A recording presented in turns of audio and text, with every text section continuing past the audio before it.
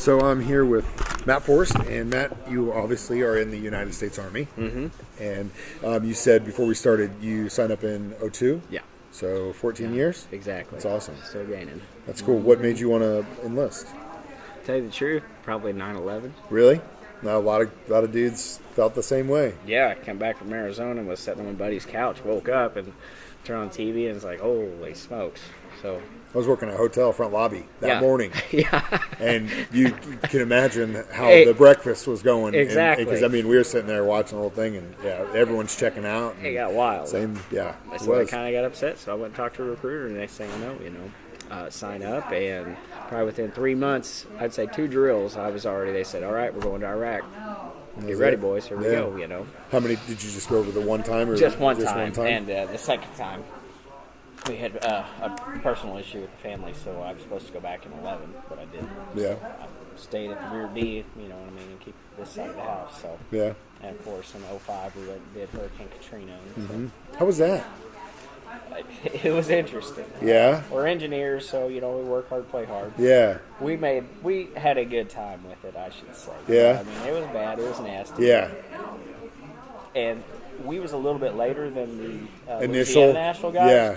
I really feel sorry for those. Oh yeah, they big had time. a hard run. It's always worse for the guys in first. We always. mostly came in and cleaned up. You know what I mean? I made ways for emergency services and stuff, so I got to set in the loader and clean the roads, basically. You know what I mean? Uh-huh. And the water and everything was so bad that we didn't really get in the water if we didn't have to. Yeah. If we see an immediate threat that we had to, to help somebody, we would. But other than that, we tried to stay away from it. Because I love New Orleans. This is a tough thing that happened, but the thing that always blew my mind is just the people that were literally told over and over and over and over again. And listen, you don't have to pay for anything. You're going to get assistance. You cannot stop this from happening. Exactly. It's going to happen. Yes. Here is a bus right in front of your house. We're going to get you out of here. leave.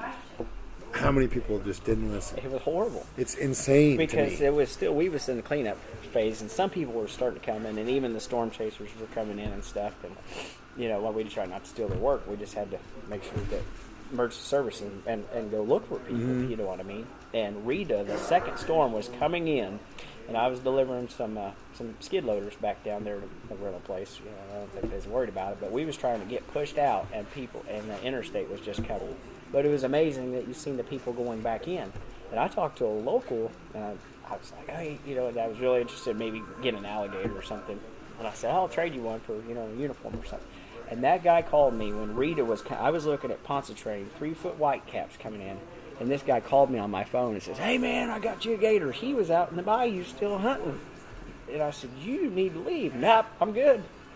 Staying right here. Good luck, dude. Take care. I'm out. So we pushed up to Mississippi and rode the storm there. It's crazy. Yeah. It's crazy to me.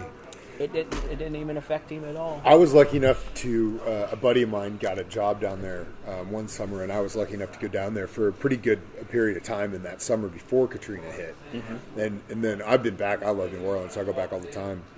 And it was crazy how much it changed it, but didn't.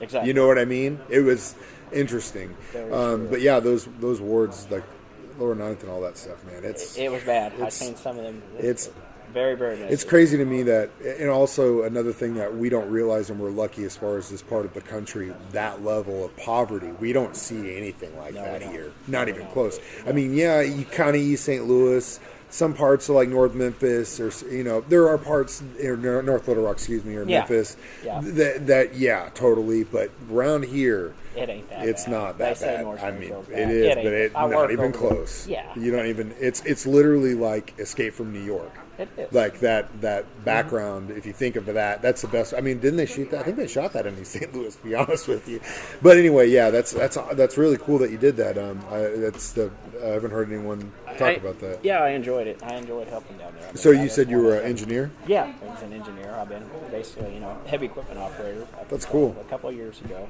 Biggest equipment that you moved? Like biggest truck thing? I would say, well, in Iraq, we had some D9s that basically came from Israel, and they donated to the Marines, and the Marines gave them to us. It was an up-armored 59 doser, just ridiculous. You know, it could take an RPG straight in the side of it. You know, well, probably at an angle and stuff. So it was crazy. Tool seats, but it was just the massive amount of armor they had put on it. It was wild. So you could just drive through buildings or whatever, you know what I mean? Nothing would stop. Nothing would stop you. Not really, except for you could get it stuck. They were too soft. How was because you see those things in like those massive vehicles, and how's the like? I'm trying to put. Is there a stereo in there? Is there AC in there? This one had to have AC because pretty much anything. I bet it get hot in it. You cook. You know what I mean? In our armored vehicles, if AC is not working, it's just an oven. You know what I mean? But it was mostly for the engineer equipment. It's kind of like what you see all around here in town. But this one was just on steroids. You know what I mean? That's cool. It was very heavy. So, you know. That was mostly just construction equipment, but you know what I mean. That's awesome. What do you do currently? I'm logistics, basically a supply sergeant. So you know what I mean. I'm in the aviation group here in town. Okay. So that's cool. I like to say beans and bullets. Beans and bullets. I clothe my folks. My folks. You know what I mean. And you know, I clothe them and I feed them. You know what I mean. So it's good. I take care of my troops. That's cool. I mean? That's awesome. Well, that's important. I mean, there's so many different facets of, like I said before we started again, each story is so individual. You know what I mean? And there's so many different levels. It's like an individual, like it's a whole ecosystem. You know, the military itself is so many different levels that have to operate so that it can operate. It's massive, and I could do this thing for 50 years and really get a new story almost every time. It is. Everybody's perspective of it. Big time, which is cool. Yeah. Are you staying until you retire? Obviously, you're in 14 years. 14, but part of that was National Guard time. So to get my full 20, I'm looking at about another 12. Yeah. I made it over the hump, so yes, I'm going to try to stick it out. That's cool. If I can put up. Oh, that's awesome. Well, thank you so much for your service, and good luck getting on the way down. Thank you. If you should.